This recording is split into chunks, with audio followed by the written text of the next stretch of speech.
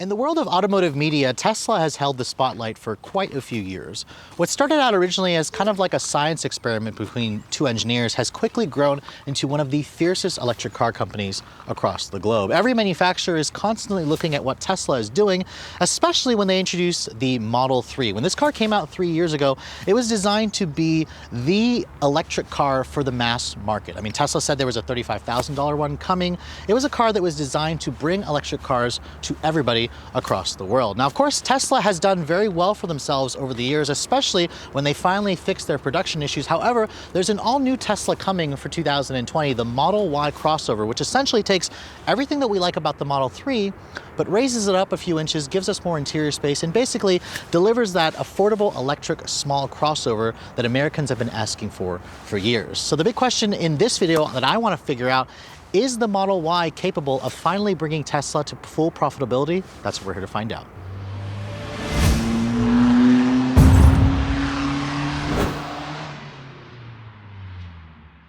So even though Tesla is starting to schedule out deliveries of the all-new Model Y crossover this month, we actually will be getting one for the long-term fleet in the future, which should be happening later this year. Now, to understand why Tesla hasn't been profitable for all these years, we need to backtrack a little bit and look at their history. Tesla was founded by two engineers back in July of 2003. Now, these two engineers founded the company or started the company because General Motors that same year introduced an all-new electric car at the auto show called the EV1. It was a concept vehicle that had a big skateboard platform with a battery pack that was designed to go farther distances than usual that we had ever seen in the industry. And it was a revolutionary new technology. Now, when General Motors pulled the plug on the EV1 project, it allowed the two engineers to move forward with their plans to actually start Tesla and turn it into an actual electric car company. Now, Elon Musk, of course, is the face of Tesla, but he was not the original founder. Instead, he provided up to 98% of the initial funding. Tesla went through 4 rounds of funding for the brand when they first started back in 2003, ending with a 4th and final round of funding in May of 2007. In total, the company had about $105 million worth of private funding, which allowed Tesla to get started and actually get a foothold in the industry. Now, when Elon Musk came on board and joined Tesla, he envisioned the company as a technology company, as its own independent automaker. Now, as usual with most startups, Tesla was not profitable in the beginning, and the company to this day still has not turned a profit for the year. However, they have had a few profitable quarters starting at the end of 2018, but with the Model Y finally coming to market this month, that could very well change things for Tesla. So with any startup company, Tesla had a very specific strategy when they introduced their very first production car all the way back in 2008. You guys remember the original Tesla Roadster that came out in 2008? It was essentially built off of a Lotus Elise platform that Tesla borrowed from Lotus, but of course replaced the internal combustion engine with an electric motor and a floor of batteries. This car was essentially designed to appease to the early adopters, and at a starting price of around $110,000 back in 2008, you can certainly bet that only the most wealthiest of people could actually afford one. Now, back then, the car had mind-boggling stats. It did 0 to 60 in around 3.9 seconds. It had a range of a little over 200 miles, which was just unheard of back in 2008. And then, of course, Tesla made improvements over the years, eventually improving the 0 to 60 time to around 3.7 seconds and improving the range to a little over 220 miles, depending on, which battery capacity you got. Now, the original Roadster was a relatively decent success for Tesla. Now, of course, it's always hard to find those vehicles around the country, but in all, Tesla produced about 2,500 Roadsters across the world when it was in production from 2008 to 2012. It was a car that changed people's perception of what they thought of an electric car because it showed the world that electric cars could also be fun and fast and not just these boring, ugly transportation appliances.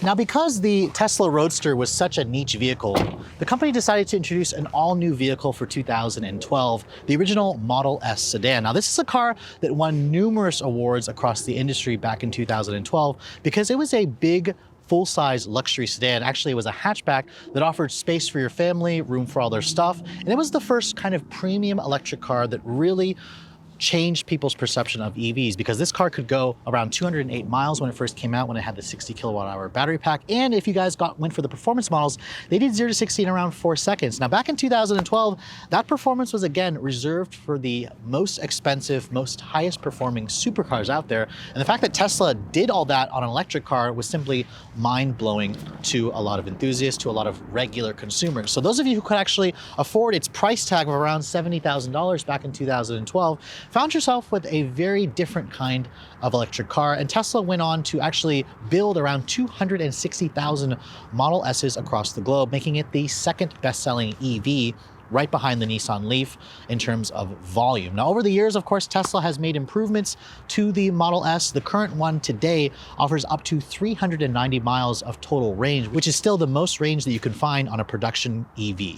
So the Model S was a really great car, but it had one big problem. Americans are so crossover hungry because when you open up the trunk of a regular old sedan, you just don't have the kind of space that SUV buyers demand. Now, of course, the Model S was a liftback, so it actually did have a pretty good amount of space, but people in America like to sit up higher, which is why Tesla took basically the Model S platform in 2016 and created the Model X crossover SUV. Now, the Model X crossover was designed to use about 30% of the parts of the Model S. Originally, they wanted it to share about 60% of the parts right on the same platform. However, Tesla really was still very much an infant car company. So they really had a lot of production issues with the Model X.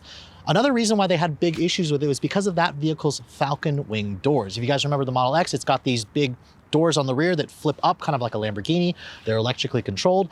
That vehicle had so many reliability problems for owners, for production, that it really delayed production of that car. And Tesla, as a result, had to basically make promises that they couldn't keep. A lot of owners got a little bit annoyed that they couldn't get a hold of the car for a couple of years. And also, when they finally got a hold of the car, the doors gave people a lot of problems. Now, despite all of the issues they had with production, the Model X still was a relatively successful vehicle for Tesla. Now, keep in mind, the Model X is also a very expensive car. The S and the X are kind of Tesla's premium luxury electric vehicles. And that car started about $5,000 more expensive than a comparable Model S, so you'll be spending close to $100,000 for one if you guys wanted that vehicle. But back in 2016, Tesla introduced this SUV with a range of around 238 miles, which is still very, very impressive back in 2016. Today, they've improved the range of the Model X to around 351 miles, which is, again, the most range that you're going to find in a production crossover SUV. And if you guys go for the ludicrous performance P100D models, you'll be doing 0 to 60 in around 3.2 seconds, keeping up with most of those super fancy supercars. Now, despite its high price tag, Tesla went on to produce around 120,000 Model X SUVs across the globe. In 2019, however, keep in mind, Tesla decided to combine sales of the Model S and the Model X, so that 120,000 units that I talked about, that is really only up until 2018. So offering expensive luxury electric vehicles are great if you want to charge a lot of money. However, that didn't go in correlation with Elon Musk's mission of offering an electric car to the masses, which is where the all-important Model 3 came into play back in 2017. This is a car that really shook the industry because Tesla made a lot of spectacular claims with this car. They said you could basically spend $35,000 for the base version, go around 220 miles, and do 0 to 60 in around 5.6 seconds. Now, at the time, those stats go toe-to-toe with something like a BMW 3 Series, which has always been the best-selling compact luxury sports sedan. So the Model 3 in general was a very much hyped car. And when this car finally went into production in 2017, a lot of people scrambled to get their hands on it. Because remember, Tesla said they had around 350,000 reservations. People put a deposit down who hadn't even seen the car, hadn't even driven the car yet, who wanted to get a piece of this car. Now, unfortunately for Tesla, they were still very much in the infancy of their production problems they were having, and they really struggled getting this car out of the factories in the early parts of 2017, going until about late 2018. And people also didn't get their hands on the $35,000 version until about February of 2019. Instead, most people were paying around $50,000 for the mid-level models At first, Tesla offered a long-range rear drive, which they've discontinued. Now you're going to be spending around $50,000. Most Model 3 owners spend that amount of money to get something like the dual-motor non-performance. This one here is the performance that we actually bought and have owned for the last year and a half. It's been a fantastic vehicle. It really has raised the benchmark on what you think of a mainstream style electric vehicle. Because even though this car can still be relatively expensive, keep in mind that most people are spending around $37,000 for a new car today. So Tesla has really priced this thing just within the heart of the new car market. Now, over the last 3 years on the market, Tesla has made continuous improvements to the Model 3. The current version, if you're trying to buy one today, offers up a range of around 322 miles, which again is in the top of its class. This is one of the most efficient luxury or non-luxury EVs that you can buy today. And with the performance version, you'll do 0 to 60 in around 3.2 seconds. The non-performance dual motor, the black one over there, will still do it in around 4.5 seconds. Now, because of all of this success that Tesla had with finally getting their production up to speed, with how good the vehicles actually are to own and drive, Tesla has managed to produce around 450,000 Model 3s across the globe since the car started production back in 2017. That easily makes the Model 3 the best-selling electric car in the world, surpassing the Nissan Leaf, surpassing all the other Tesla vehicles which have been in production for much longer for this car. And it also serves as the basis for an upcoming crossover, because remember, the Model 3 is a sedan. People in America don't want sedans. So essentially what they're doing is they're taking the Model 3 platform and making it a little bit taller, making it a little bit more spacious, taking everything that we love about the Model 3 and transporting it into the Model Y, which is going to be the most important product for Tesla, because this is the car that could very well bring the company to profitability. So now we finally come to the part where we talk about the upcoming Model Y crossover. Now, if you guys remember, Tesla finally unveiled the car at the end of 2018 at their design studio in California. Unfortunately, I was not at that event because Tesla doesn't always send me invites to a lot of their programs. So Tesla, if you're watching this, please start sending me invites so I can start doing more coverage on your vehicles. Now, of course, the Model Y, Tesla says, has the capacity, has the ability to outsell all three of their current models today. And if you guys look at their sales figures in 2019, Tesla moved around 367,500 units across the world. Now, if you're looking at numbers, that actually outsold a lot of luxury car brands here in the US. If you're just going to compare the US numbers, Tesla managed to sell a lot of cars. So let's do some comparison numbers here. If Tesla managed to sell around 370,000 Model Ys when that goes on sale this year, at an average transaction price of around $52,000, because the Model 3 has been averaging around $50,000. The Model Y I expect it to be a little more expensive.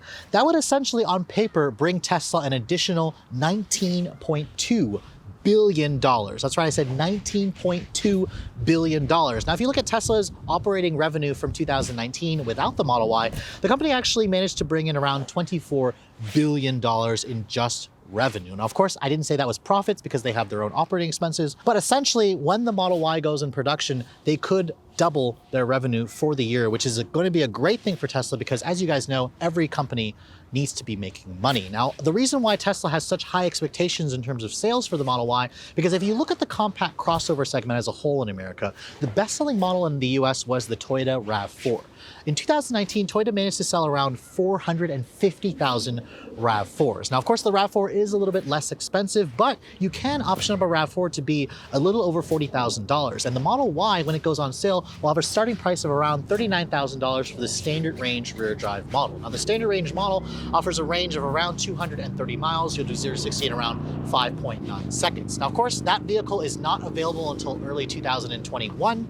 Currently today, those of you who have a Model Y on order, you can order the dual motor non-performance version for around $50,000, or for around $8,000 more, you can go for the performance version, which does drop the range from 315 if you guys go for the 21-inch wheels down to 280, but you'll do 0 to 60 in around 3.5 seconds. The performance model is the one that's going to be competing with all those fancy AMGs, BMW M, and Audi RS cars. So another reason why the Model Y will likely be a huge profitable car for Tesla is the whole streamline in terms of the actual production. Remember, the Model Y is going to share about 80% of the parts with the Model 3. It'll be built on the same assembly line in Fremont, California. Tesla has about 4 factories across the world. The one in Fremont is their main factory. And because they were able to streamline production and learn from the mistakes they made with the Model 3, the Model Y should be able to be produced at a much quicker rate. Because remember, when the Model 3 came out, Tesla had to delay it. They really couldn't produce very many cars from the factory until they finally got to the point where Elon Musk had to be sleeping in the factory at night to ensure that they could do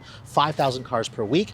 The one area that really shows that Tesla has learned from their mistakes, if you look at the Model Y production in general. When Tesla first announced the car at the end of 2018, they promised the car would be available at the end of 2020. Here we are in March of 2020, and Tesla has been able to start delivering cars reaching out to owners, telling them that their cars are ready to be delivered in March of 2020. That is 6 months earlier than the company had originally promised. Now, if you guys remember Tesla's history in the past, they typically will overpromise and underdeliver. So they'll typically say a car will be available in the spring of 2017, but then they'll have to delay it about 6 months because of production quality issues that they have. So the fact that Tesla is starting to actually deliver the car, they're actually seeing them coming out of the factories, is a huge indicator that Tesla has learned from their production quality mistakes of the past and are ready to move forward, because this is a car that could be very, very successful for Tesla. As you guys know, competition is always fierce in any segment of vehicle, and the Model Y has a new direct rival that is coming out later this year in the form of the Ford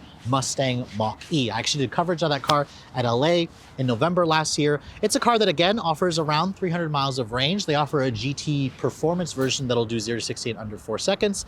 It's a car that also should be priced right around the same area as the Model Y.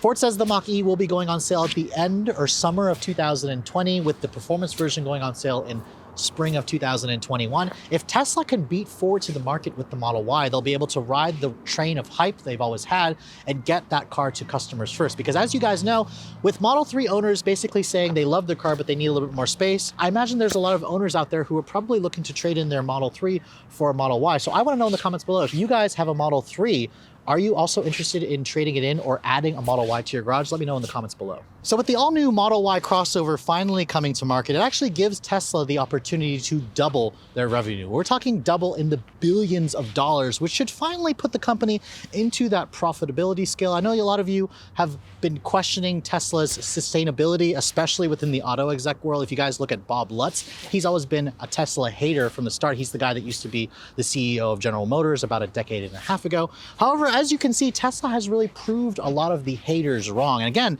with so much hype in the brand, there is a lot of haters and a lot of enthusiasts out there. If you look at Tesla in general, there's a lot of people out there, a lot of owners who will come very quickly to defend Tesla. And those of you who also like to point out the hate with the car, because some of you will question the fact that this isn't even a car company. A lot of people say Tesla is a tech company, but the fact that they are a tech company, I think, is the reason why Tesla is doing so well. It's an experience with owning a Tesla. Owning that Model 3 for the last year and a half has really allowed me to open my eyes to the world of electric cars, because owning an electric car in general fits into your daily lifestyle so easily. And it comes all right down to the experience. The fact that I haven't had to go to a gas station in a long time because this car doesn't use any gas. The fact that I can basically pull out my phone, go into the Tesla app, start the car up, turn the heater, turn the air conditioning on, open the windows. You can do a lot of things from just the app. And Tesla has one of the best apps on the market. As you guys know, your smartphone is essentially your lifeline in today's world. And Tesla has perfected that with their smartphone app. Now, even coming down to the fact that you don't need to use a key for the vehicle, you can basically just walk up with the phone in your pocket, you can open the door, you can start the car up. There's no button or key to actually turn the car on and off. It's essentially just a very streamlined process. And it's one of the reasons why, again, there's so much hype around Tesla, why people love the brand so much. And that's the thing, is Tesla is not done even after the Model Y. You guys know they've got the upcoming Tesla Cybertruck, which is a car that really turned a lot of heads. It really sparked a controversy within the industry with how it looks. There's also the upcoming Tesla Semi. There's the Roadster 2.0, which should be the fastest accelerating production car in the world when it finally goes on sale. So when Tesla finally makes those cars available, once they finally put the Model Y into production, they can focus their efforts on bringing the Cybertruck and their other vehicles to market. They're really going to continue to grow in sales volume. So really, it's a crazy world that we live in, because EVs are the future, and Tesla is going to continue to drive the future of EVs and influence all the other legacy manufacturers to do so. But with all that said, I hope you guys have enjoyed this video. I'll catch you in the next one.